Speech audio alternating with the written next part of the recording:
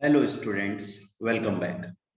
Students, हम लोग पढ़ रहे थे अपना लॉ सब्जेक्ट पेपर नंबर 13 और हम लोगों ने अपने 2 चैप्टर कंप्लीट कर लिए हैं।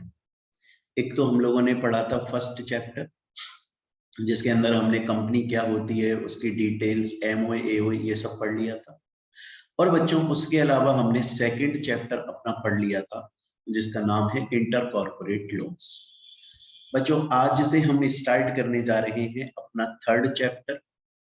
आप स्टडी मटेरियल के अंदर अगर देखेंगे तो इस चैप्टर को स्टडी मटेरियल के अंदर लिखा हुआ है स्टडी नोट 1 पार्ट सी। इस नाम से आपके स्टडी मटेरियल के अंदर ये चैप्टर लिखा हुआ है बच्चों। क्लियर है ये बात? लेकिन हम इसको पढ़ेंगे चैप्टर 3 मानकर, जिसका नाम है डिविडेंड। सबसे पहला क्वेश्चन ये आता है कि सर आखिर डिविडेंड होता क्या है? बच्चों, डिविडेंड क्या होता है, इस बात को समझाने के लिए मैं आपको सबसे पहले एक एग्जाम्पल सुनाना चाहूंगा। आप एक बार एग्जाम्पल सुन लीजिए, आपको समझ में आ जाएगा कि डिविडेंड क्या होता है। देखिएगा, एक एयरटेल कंपनी है, आप सब लोग जानते हैं। और हम बात कर रहे हैं हमारा financial year, current financial year जो है बच्चों, हमारा करंट फाइनेंशियल ईयर वो है 2021-22। तो हुआ क्या कि एयरटेल कंपनी का करंट फाइनेंशियल ईयर 2021-22 है और ये ईयर एंड हो गया। कब एंड हुआ होगा सर? स्टार्ट हुआ था 1 अप्रैल 2021 को। अच्छा, तो खत्म कब हुआ बच्चे? खत्म हुआ 31 मार्च 2022 को। स्टूडेंट बोलता है ठीक है सर, मैं आपकी बात ये समझ गया कि एयरटेल कंपनी है, उसका फाइनेंशियल ईयर स्टार्ट हुआ 1 अप्रैल 2021 को और 31 मार्च 2022 को उसका फाइनेंशियल ईयर खत्म हो गया। Okay sir. जब ईयर खत्म हुआ ना, ईयर खत्म हो गया, तो हर कंपनी देखती है कि भैया मैंने इस ईयर में कितना कमाया। तो पता चला कि एयरटेल कंपनी का टोटल प्रॉफिट जो हुआ है वो 100 करोड़ का हुआ है। कितना हुआ है? 100 करोड़ का प्रॉफिट हुआ। ओके, एयरटेल कंपनी का प्रॉफिट हो गया 100 करोड़। लेकिन इस 100 करोड़ में से एयरटेल कंपनी को टैक्स देना है 30 करोड़ का।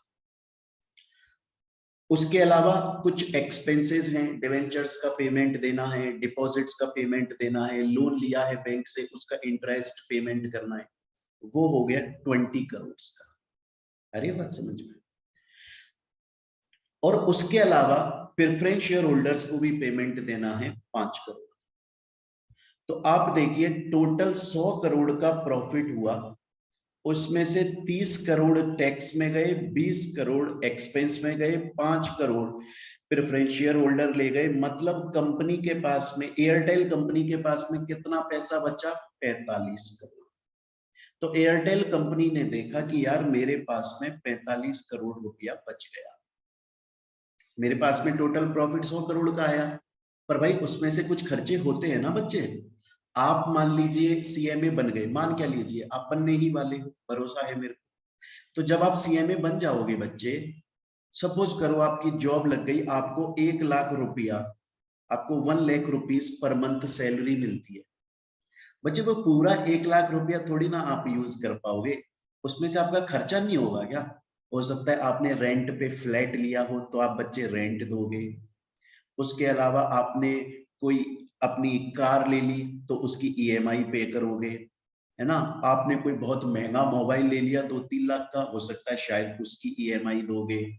आपने घर ले लिया, अगर रेंट पर नहीं है, घर घर ले लिया, कुछ ना कुछ खर्चे तो होंगे बेटा आपके।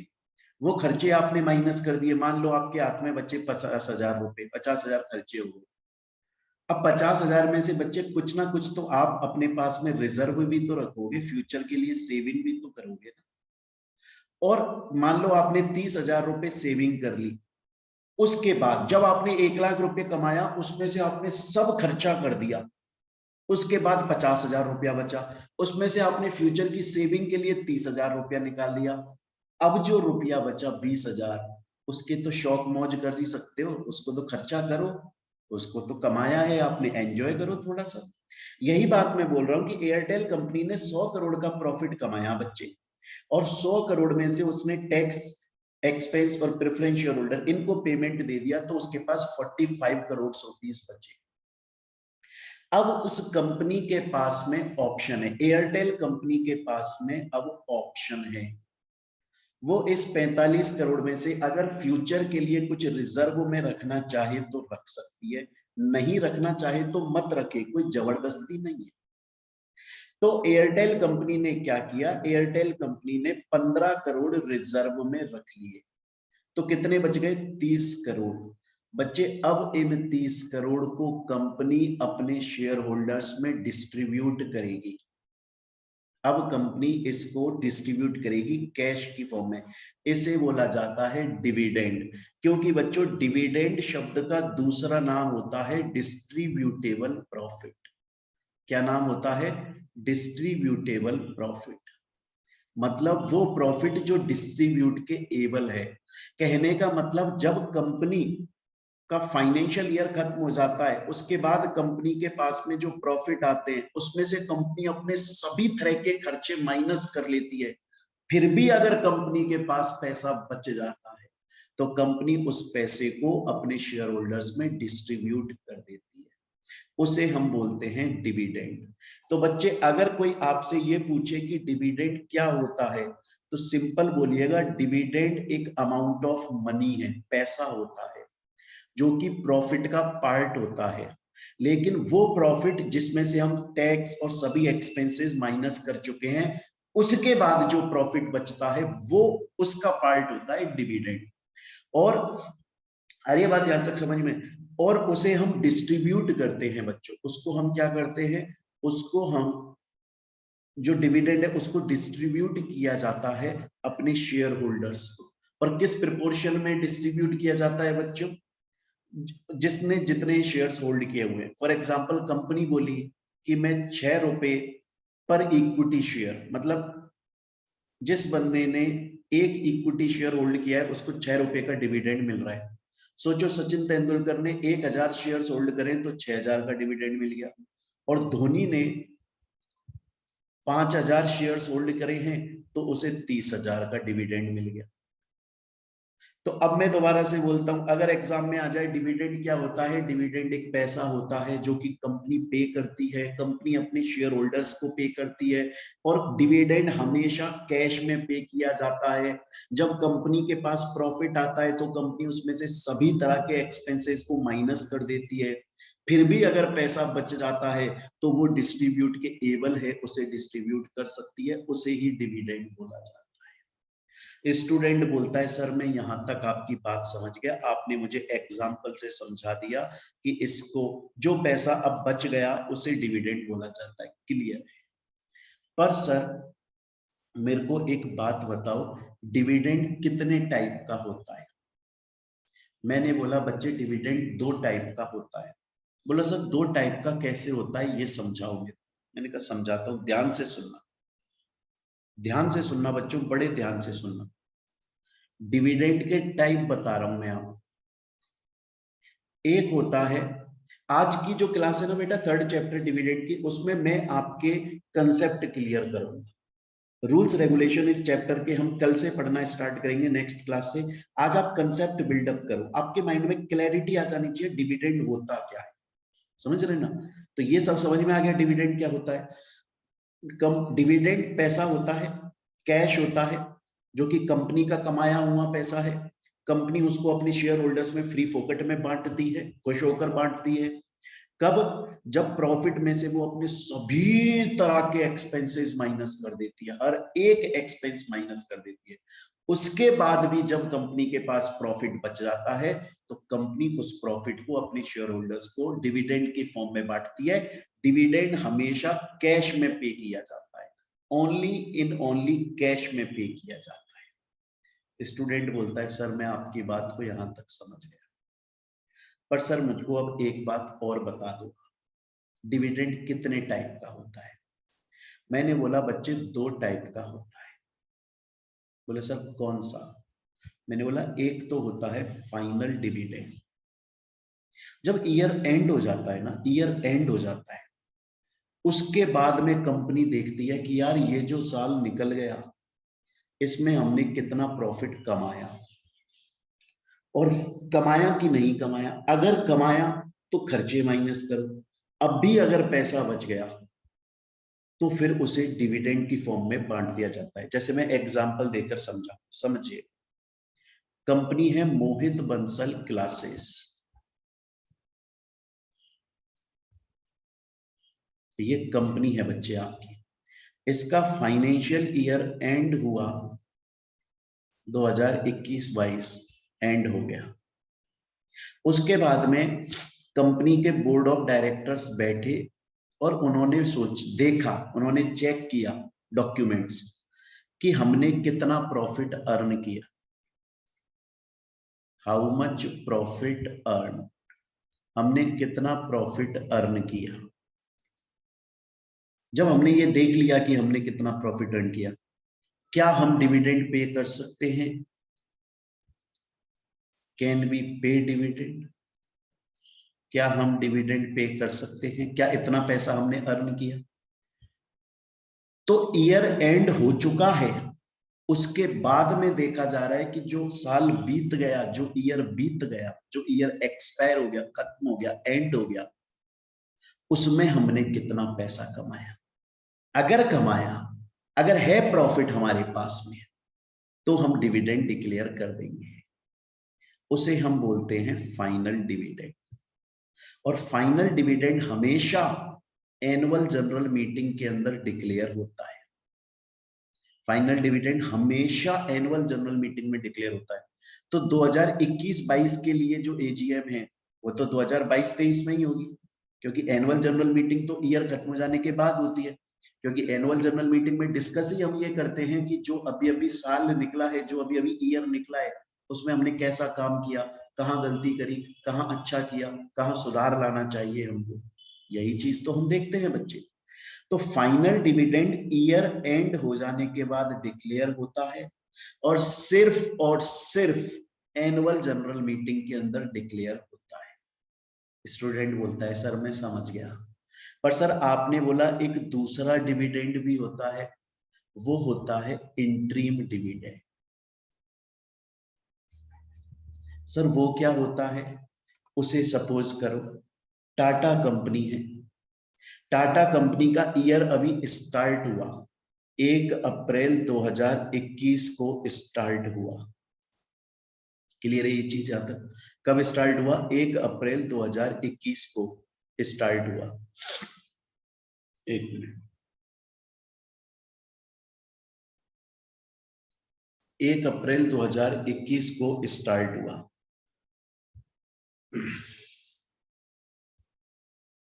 एक मिनट रुके बच्चों, है ना थोड़ा सा। देखिए मैं एग्जांपल से समझा देता हूं आपको इंटरिम डिविडेंड। सपोज कीजिए टाटा कंपनी है, उसका फाइनेंशियल ईयर स्टार्ट हुआ बेटा 1 अप्रैल 2021 को, और अभी हम पहुंचे हैं नवंबर 21 में। लेकिन कंपनी को ऐसा लगा, कंपनी फेल्ट दैट अब की बार तो हमने आधे साल में ही बहुत सारा पैसा कमा लिया। टाटा कंपनी को ऐसा लगा कि यार वैसे तो ईयर एंड हो जाने पर हम देखते हैं कि हमने प्रॉफिट अच्छा कमाया, लेकिन ये जो 2021-22 2021-22 फाइनेंशियल ईयर है यार, अभी ये आधा ही निकला है, अभी तो हम अप्रैल 2021 में ही आए हैं और अभी अभी में देखो हमने कितना सारा प्रॉफिट कमा लिया। टाटा कंपनी बोली कि यार मैंने अभी आधे ईयर में ही बहुत सारा प्रॉफिट कमा लिया, मैं तो अपने शेयर होल्डर्स को डिविडेंड देना चाहती। ईयर एंड होने के बाद नहीं दे रही है कंपनी, बल्कि उसी ईयर के अंदर दे रही है, क्योंकि कंपनी ने उसी सेम फाइनेंशियल ईयर के अंदर बहुत सारा प्रॉफिट कमा लिया। कंपनी बोल रही है मैं इतना प्रॉफिट तो कभी, अभी तो ईयर खत्म ही नहीं हुआ तभी इतना प्रॉफिट कमा लिया हमने, मुझे तो भैया डिविडेंड देना है मेरे शेयर होल्डर्स को। तो ईयर के बीच में डिविडेंड दे रही है कंपनी, उसको बोलते हैं interim dividend.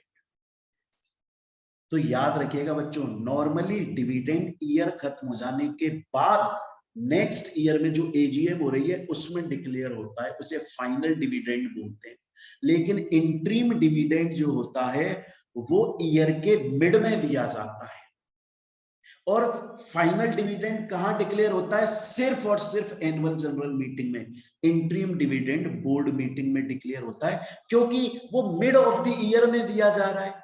Board of directors बोलते हैं कि दे दो यार, अगर एक्स्ट्रा प्रॉफिट है और देना चाहते हो शेयर होल्डर्स को तो दे दो शेयर होल्डर्स को डिविडेंड। आ रही है मेरी बात यहां तक समझ में बच्चों? तो डिविडेंड कितने टाइप के होते हैं बच्चे? दो टाइप के होते हैं, फाइनल और interim. Final dividend year and होने के बाद एजीएम में डिक्लेयर होता है, लेकिन जो हमारा इंटरिम डिविडेंड होता है ना बच्चों, वो मिडिल ऑफ द ईयर में ही हो जाता है, मिडिल ऑफ द ईयर में ही हो जाता है। फाइनल डिविडेंड एजीएम में डिक्लेयर होता है, इंटरिम डिविडेंड बोर्ड मीटिंग में डिक्लेयर होता है। यहां तक आपको समझ में आ गया? जो फाइनल डिविडेंड होता है ना बच्चों, एक बार डिक्लेयर हो गया और शेयर होल्डर्स ने उसे एक्सेप्ट कर लिया, फिर वो कंपनी के ऊपर डेट बन जाता है, कंपनी विड्रॉ नहीं कर सकती।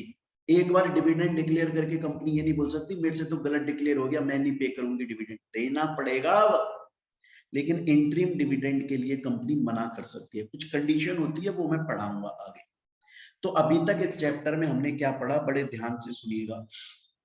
मैंने आपको बताया डिविडेंड क्या है, डिविडेंड पैसा है, डिविडेंड पार्ट ऑफ प्रॉफिट है, वो प्रॉफिट जिसमें से हम सभी एक्सपेंसेस माइनस कर चुके हैं तब भी प्रॉफिट बच गया, मतलब डिस्ट्रीब्यूटेबल प्रॉफिट का पार्ट है डिविडेंड। उस डिविडेंड को कंपनी पे करती है शेयर होल्डर्स को, जितने जितने जिस शेयर होल्डर ने जितने शेयर्स होल्ड करें उसके बेसिस पर दिया जाता है। क्लियर है बच्चों? सिर्फ कैश की फॉर्म में दिया जाता है।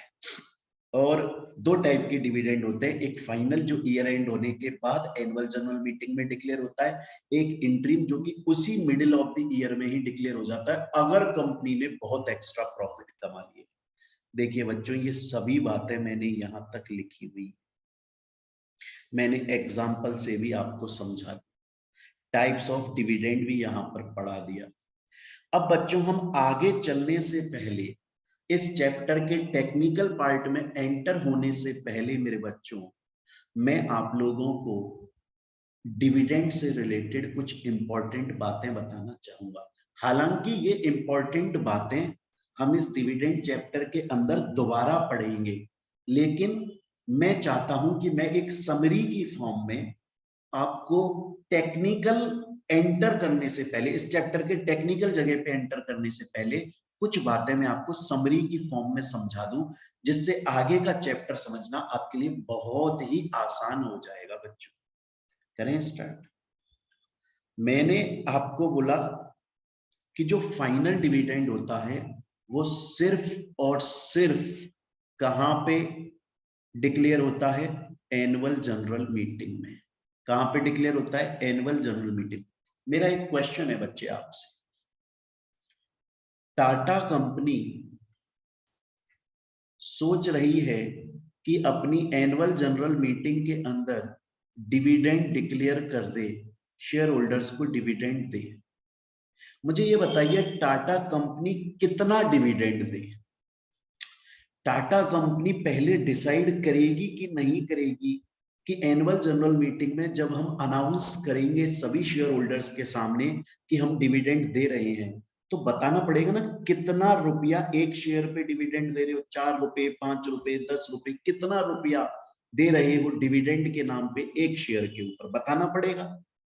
कैसे बताएगी टाटा कंपनी? सपना आता है क्या कि बस ऐसे एनुअल जनरल मीटिंग चल रही है, टाटा साहब बैठे हैं, एकदम से सपना आया टाटा साहब को, उठ के बोले इतने रुपए में दे रही हूँ डिविडेंड, इतने रुपए दे रहा हूँ डिविडेंड के नाम पे? ऐसे थोड़ी ना होता है।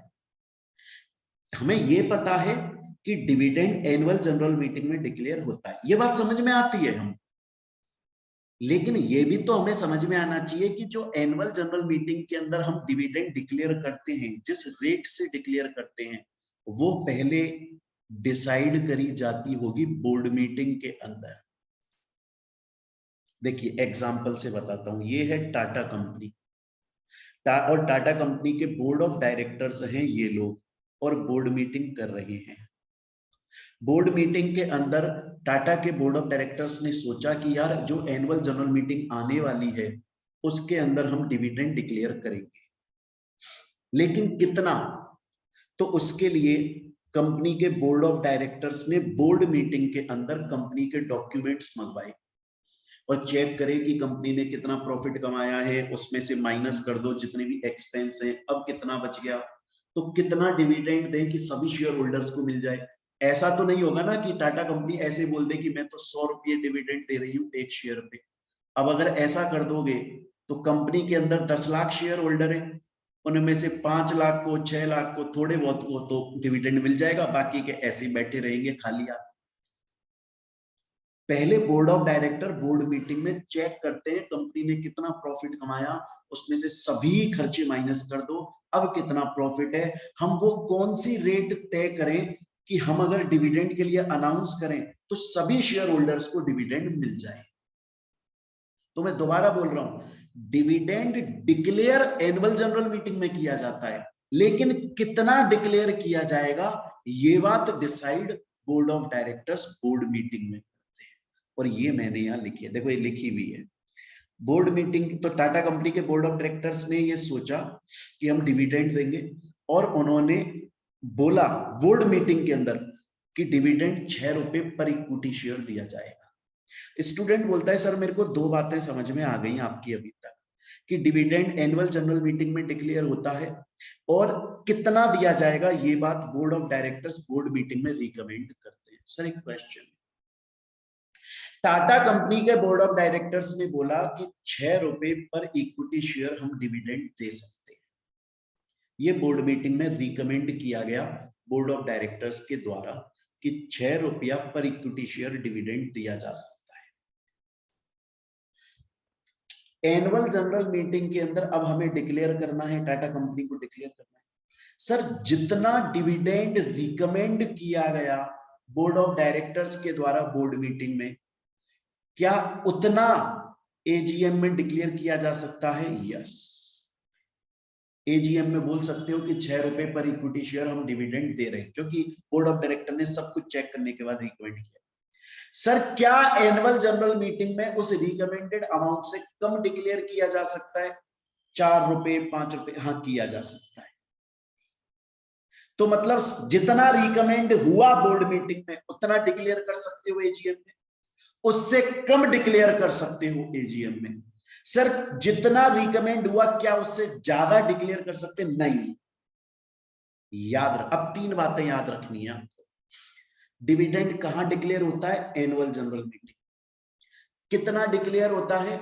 जितना बोर्ड ऑफ डायरेक्टर्स ने बोर्ड मीटिंग में रिकमेंड किया ना, या तो उतना डिक्लेयर करो या उससे कम डिक्लेयर करो, उससे ज्यादा डिक्लेयर नहीं कर सकते बच्चों।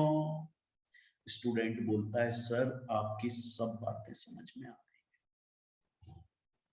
सर, एक और डाउट है। मैंने कहा बोलो। जैसे कि टाटा कंपनी ने अपनी एनुअल जनरल मीटिंग के अंदर डिक्लेयर कर दिया डिविडेंड, क्या सर अब कंपनी के ऊपर वो कंपलसरी हो जाता है पे करना? क्या वो डिविडेंड का अमाउंट कंपनी के लिए एक डेट बन जाता है? अभी नहीं बनता। जैसे ही कंपनी ने एनुअल जनरल मीटिंग में डिक्लेयर किया, उसके बाद शेयर होल्डर से अप्रूवल ली जाती है कि क्या आप डिविडेंड लेने के लिए तैयार हो क्या? अगर शेयर होल्डर एक्सेप्ट कर लेते कि हाँ हम डिविडेंड लेने को तैयार हैं, तो फिर डिविडेंड कंपलसरी हो जाता है और कंपनी को वो डिविडेंड पे करना पड़ेगा, वो कंपनी के ऊपर डेट बन जाता है। स्टूडेंट बोलते हैं अच्छा सर मैं ये समझा आपकी बात को कि एक बार जब कंपनी ने एनुअल जनरल मीटिंग में डिविडेंड डिक्लेयर किया तब वो कंपनी के ऊपर डेट नहीं बनता, बल्कि जब कंपनी ने डिक्लेयर किया प्लस शेयर होल्डर्स ने उसको अप्रूव किया, शेयर होल्डर्स बोले हाँ जी मैं तैयार हूं डिविडेंड लेने के लिए। स्टूडेंट बोलता है चलिए सर मैं समझ गया और आपने ये बात यहां पर लिख भी दी है, लेकिन सर एक बात बताओ, डिविडेंड तो सर फ्री फोकट का पैसा है, प्रॉफिट है ये। तो आज अगर मैं शेयर होल्डर हूं, मैं घर पे बैठा हूं, तो मेरे पास में अगर फालतू का पैसा कंपनी दे रही है डिविडेंड के नाम पर, मैं क्यों मना करूंगा? आप बोल रहे हो कि सर शेयर होल्डर्स ने अगर एक्सेप्ट कर लिया, सर शेयर होल्डर तो एक्सेप्ट ही करते होंगे ना डिविडेंड का अमाउंट। कौन सा शेयर होल्डर होगा जो डिविडेंड का अमाउंट एक्सेप्ट नहीं करता होगा? अरे होते हैं। आपको पता है शेयर होल्डर्स भी ना अलग अलग टाइप के होते हैं। आपके और जो मेरे जैसे नॉर्मल लोग होते हैं ना, वो तो ये सोचते हैं कि हाँ डिविडेंड का जितना पैसा आ जाए आ जाने दो यार, कुछ तो कमाई होगी, चाहे से 1000 रुपया ही आ जाए, 500 रुपया ही आ जाए, 2000 रुपये ही आ जाए, 5000 ही आ जाए। लेकिन बच्चों बहुत सारे शेयर होल्डर्स ऐसे होते हैं जो ये 5, 2000, 10,000 कमाने के लिए कंपनी में शेयर्स नहीं खरीदते। वो कंपनी से बोलते हैं, वो कंपनी से बोलते हैं कि टाटा साहब आप डिविडेंड मत दो हमको ना, मत दो डिविडेंड, बल्कि ये जो डिविडेंड का पैसा है इसे अपने पास में रखो और इसे किसी दूसरे प्रोजेक्ट में इन्वेस्ट करो और वहां पर प्रॉफिट कमाओ, जिससे कंपनी की शेयर प्राइस बढ़ेगी, हम तब पैसा कमाएंगे।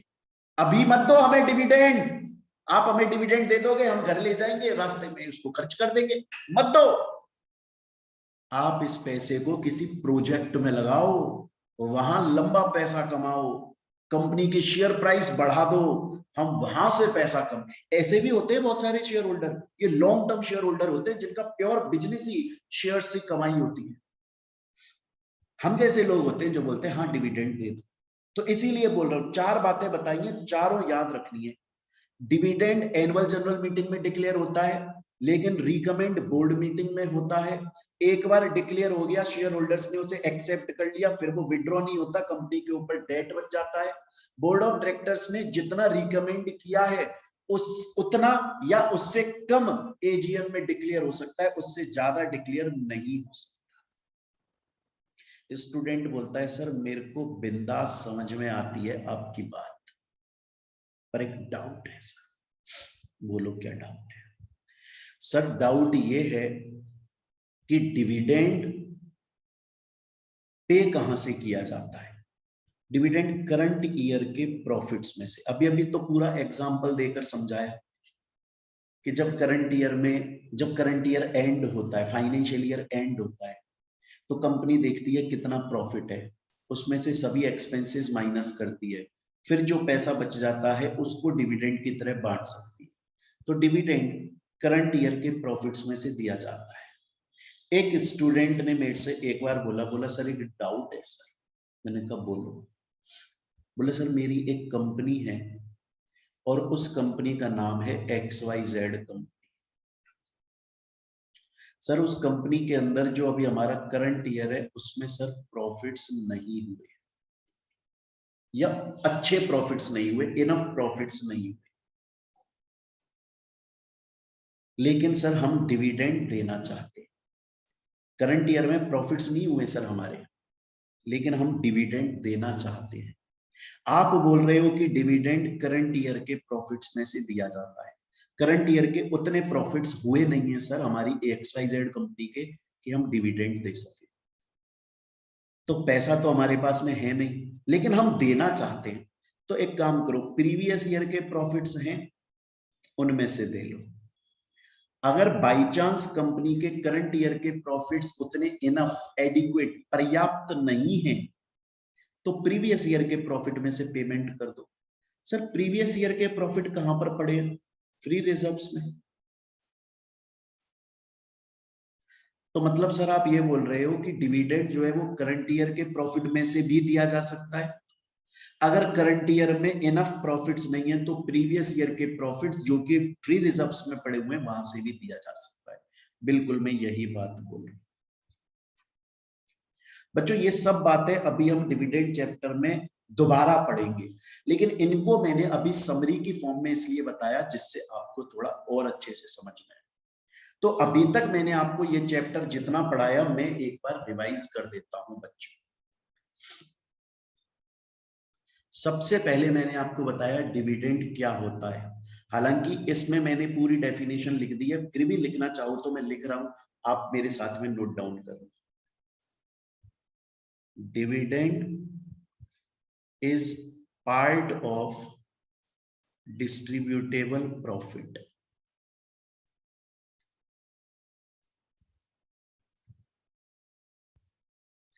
which is paid by company to its shareholders in only cash form। Dividend सिर्फ और सिर्फ कैश की फॉर्म में पे किया जाता है और ये डिस्ट्रीब्यूटेबल प्रॉफिट का पार्ट है। जब आप डिस्ट्रीब्यूटेबल प्रॉफिट लिख देते हो ना, इसका मतलब होता है कि प्रॉफिट में से सभी एक्सपेंसेस माइनस करने के बाद जो प्रॉफिट बचा उसे डायरेक्टली डिस्ट्रीब्यूटेबल प्रॉफिट बोलते हैं। आप चाहो तो ऐसे भी लिख सकते हो, is part of profit after deducting all expenses, लेकिन मैंने इसको लीगल भाषा में लिख दिया part of distributable profit which is paid by company to its shareholders in only cash form।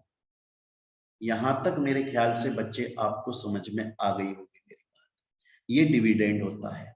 Dividend कितने टाइप के होते हैं? दो टाइप के, फाइनल और इंट्रीम। जो फाइनल डिविडेंड है वो ईयर के एंड में दिया जाता है, ईयर खत्म होने के बाद दिया जाता है, सिर्फ एनुअल जनरल मीटिंग में डिक्लेयर होता है। Interim dividend middle of the year में दिया जाता है, बोर्ड मीटिंग में डिक्लेयर। फिर मैंने आपको डिविडेंड के कुछ इंपॉर्टेंट पॉइंट्स पढ़ाए बच्चों। स्टूडेंट बोलता है सर यहां तक कि आपकी बात मुझे पूरी तरह से समझ में आ चुकी। तो बच्चों आज की क्लास में अभी तक मैंने आपको डिविडेंड चैप्टर के बारे में इंट्रोडक्शन दिया है। अब जो हम नेक्स्ट क्लास पढ़ेंगे ना बच्चों, वहां पर हम डिविडेंड के टेक्निकल ग्राउंड के अंदर चले जाएंगे, प्लस हम प्रीवियस ईयर के क्वेश्चंस को भी हाथ की हाथ सॉल्व करेंगे। ठीक है बच्चों। दूसरी चीज, अगर आपने मुझसे क्लासेस परचेज की हुई हैं तो आपके पास मेरी बुक ऑलरेडी पहुंच चुकी होगी, उसमें से आप पढ़ाई करें।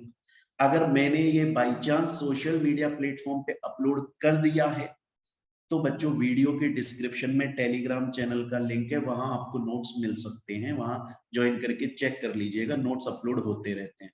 और सिर्फ इसी के नहीं, बहुत सारे चैप्टर्स के नोट्स अपलोडेड है, और सिर्फ इसी सब्जेक्ट के नहीं, बहुत सारे सब्जेक्ट के नोट्स अपलोडेड है, और रेगुलर अपडेट भी आती रहती है, वहां जा सकते हैं। अगर आप क्लास परचेज, अगर आपको क्लास सही लग रही है तो आप क्लास परचेज कर सकते हैं। इस नंबर पे कॉल, व्हाट्सएप या टेलीग्राम मैसेज करके कांटेक्ट कर लें, हमारी पूरी टीम है वो आपको रेस्पॉन्स देगी। बहुत कम चार्जेस होते हैं हमारे, उसमें आपको क्लासेस और नोट्स मिलते हैं, अनलिमिटेड व्यूज रहते हैं हमारे, अनलिमिटेड व्यूज। आप जब तक आपके एग्जाम रहेगा तब तक आप जितनी बार चाहें उतनी बार रिवाइज कर पाएंगे। क्लासेस प्लस ई नोट्स मिलेंगे आपको। अगर आप नोट्स घर पर होम डिलीवरी चाहते हैं तो कोरियर का एक्स्ट्रा चार्ज लगता है, थोड़ा बहुत आपके घर तक पहुंच जाते हैं नोट्स होम डिलीवरी, आपको कुछ नहीं करना पड़ता। दूसरी बात मैं आपको बता दूं बच्चों, पूरा स्टडी मटेरियल कवर करके पढ़ाते हैं, आप पढ़ रहे हैं तो आपको समझ में आ गई होगी यहाँ तक की कहानी, प्लस प्रीवियस ईयर के क्वेश्चंस भी सॉल्व करवाते हैं हम लोग। ठीक है, चलिए तो बच्चों अब हम मिलेंगे अपनी नेक्स्ट क्लास में। थैंक